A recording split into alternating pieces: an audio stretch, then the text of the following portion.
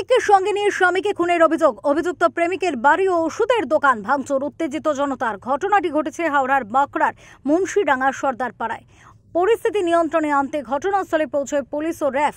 স্থানীয়দের অভিযোগ, এলাকার বাসিন্দা নসিম সর্দারের মৃত্যু হয় ভুল ওষুধ খাওয়ার জন্য। অভিযোগ ওঠে, নসিমের স্ত্রী তার প্রেমিকের ওষুধের দোকান থেকে ইচ্ছা করে ভুল ওষুধ কিনে খাইয়ে নসিমকে খুন করেছে। এরপরই এলাকার মানুষ ভাঙচুর করে মোরসেলিম নামে এক ওষুধ ব্যবসায়ীর বাড়ি ও দোকান।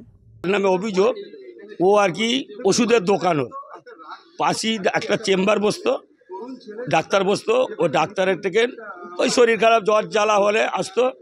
ও কী করতো, ডাক্তারের মতন ওষুধ লিখে দিত। ওই প্রেসক্রিপশন অনুযায়ী ওষুধ দিত না, অন্য ওষুধ দিয়ে বাড়িতে যেত। ভাইরা ভাই পরিচয় করে, মানে একই পাড়ায় দুজনের শ্বশুরবাড়ি। এটা আমরা জানতে পেরেছি জাস্ট পরশুদিন থেকে। তার আগে আমরা কিন্তু জানতাম না ওর সাথে এই সম্পর্ক আছে, আমরা জানতাম না কিছু। পরশুদিন মারা যাবার পর তখন থেকে আমরা জানতে পেরেছি। গোটা ঘটনার সার্বিক তদন্ত শুরু করেছে বাঁকড়া ফাঁড়ির পুলিশ। আটক করা হয়েছে মৃতের স্ত্রীকে।